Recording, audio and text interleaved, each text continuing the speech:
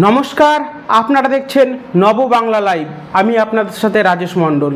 শুভেন্দু অধিকারীর সাম্প্রতিককালে মন্তব্য জো হামারে সাথ হাম উনকে সাথ, এমনকি আজকে অধীর রঞ্জন চৌধুরীর মন্তব্য কেন্দ্রীয় কার্যকর্তাদের উপর, এবং কি এই রাজ্যের শাসক দল তৃণমূলের যে সালিশি সভার অত্যাচার। সামগ্রিকভাবে বলতে চাচ্ছি, রাজ্যে হচ্ছেটা কি, রাজ্যের রাজনৈতিক পরিস্থিতি কোন দিকে। আপনারা দেখছেন নববাংলা লাইভ।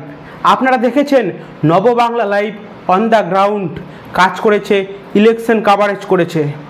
আমাদের কিছু সামগ্রিক সমস্যার সম্মুখীন হয়েছিলাম আমরা, তাকে কেন্দ্র করেই আমাদের ভিডিও বন্ধ ছিল। সমস্ত দর্শকবিন্দুদেরকে কাছে নববাংলা আশ্বস্ত করছে যে আগামী দিন সম্পূর্ণ রাজনীতির এবং সম্পূর্ণ রাজনৈতিক বিচক্ষণতা, রাজনৈতিক পর্যালোচনা, রাজনৈতিক মুভমেন্টের উপরে নববাংলা ভিডিও আনবে। নববাংলা আপনাদেরকে অবগত রাখবে যে রাজ্যের রাজনৈতিক পরিস্থিতি কী। আমরা আর বাদবাকি 4টি চ্যানেলের মতো নয়, আমরা আপনাদের প্রতি দায়বদ্ধ। আমাদের ট্যাগলাইনে মেনশন করা আছে, আসুন নতুন বাংলা গড়ি, সরাসরি প্রশ্ন করি। এ রাজ্যে হচ্ছেটা কি? আমাদের কাছে আজকে এটার প্রশ্ন, এ রাজ্যে হচ্ছেটা কি?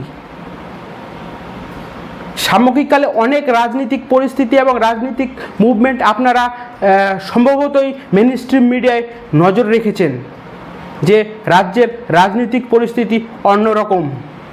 লোকসভার ভোটের পরে যে এক রাজ্য বিজেপির টালমাটাল পরিস্থিতি, সেরকমভাবে এই রাজ্যে কোনো সেমন শক্তিশালী বিরোধী দলের অভাব দেখা দিয়েছে।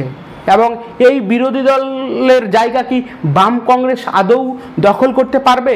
এই অধীর রঞ্জন চৌধুরীর যে মন্তব্য, শীর্ষ স্তরীয় সাথে যে অধীর রঞ্জন চৌধুরীর আগামীকাল যে মন্তব্য শোনা গেছে, কংগ্রেস ওয়ার্কিং কমিটির মধ্যে যে তার পদ চলে গেছে, এটা স্বাভাবিক, সবাই জেনে গেছেন। সেই জায়গা থেকে বাম কংগ্রেস কি এই রাজ্যের শাসক দল তৃণমূলের বিরুদ্ধে কি রুখে দাঁড়াতে পারবে প্রধান বিরোধী দল হিসেবে? না ভাজপা, ভারতীয় জনতা পার্টি 2026কে কেন্দ্র করে নিজের গুটি সাজাতে পারবে? তাদেরও অন্দরে অনেক ক্ষোভ বিক্ষোভ আমরা স্বভাবতই ভোটের পরে দেখেছি। দিলীপ ঘোষ থেকে শুরু করে নিশীথ প্রামাণিক, অর্জুন সিং, সৌমিত্র খা, দলের একাংশ, এবং কি শুভেন্দু অধিকারী। সব থেকে বড় তাৎপর্যপূর্ণ, শুভেন্দু অধিকারীর যে মুভমেন্ট বা স্টেটমেন্ট বা তার আকারভঙ্গি দেখেই বোঝা যাচ্ছে শুভেন্দু অধিকারী যথেষ্ট চাপে রয়েছেন। এই যে এই রাজ্যের আশারূপ ফল না হওয়ার কারণেই কি এই পরিস্থিতি? বঙ্গ বিজেপিতে নতুন রাজ্য সভাপতি পেতে চলেছে এই রাজ্যের। আপনারা দেখেছেন আজতাক বাংলায় জয়ন্ত ঘোষাল তার একটি স্টেটমেন্ট দিয়েছে, এ রাজ্যে কিন্তু বিজেপি ফুরিয়ে যায়নি, বিজেপি রয়েছে। রাজ্যের শাসক দলকে ওই কথাটা তারা মনে করেছেন বলেই 21শে জুলাইয়ের সভা থেকে তারা 26শে লড়ার ডাক দিয়েছেন। 26শে কীভাবে লড়বে তারা তাদের প্রস্তুতি নিচ্ছেন। কিন্তু বিরোধী দল, রাজ্যের বিজেপি হোক কিংবা সিপিএম কংগ্রেস জোট কিংবা অন্যান্য বিরোধী দলরা, তার কোনো ধারে পাশে দেখা যাচ্ছে না। রাজ্যের যে লোকসভা ভোট এবং পরবর্তীকালে রাজ্য বিধানসভা উপনির্বাচন, তাতে একক সংখ্যাগরিষ্ঠতা এবং সবুজ ঝড় পরিণত হয়েছে পশ্চিমবঙ্গে। তাতে কি বোঝা যায় রাজ্যের রাজনৈতিক পরিস্থিতি? দর্শকবিন্দু, আপনারা কমেন্ট করে জানান আমাদেরকে। আমাদের নজর থাকবে সমস্ত রাজনৈতিক পরিস্থিতিতে এবং সমস্ত রকমের আপডেট দেব আমরা আপনাদেরকে।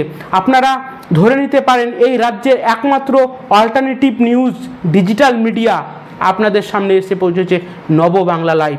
আপনাদেরকে অনেক অনেক ধন্যবাদ।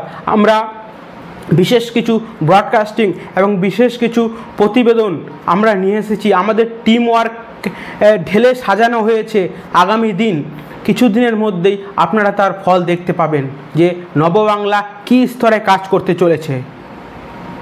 আপনাদেরকে অনেক অনেক ধন্যবাদ।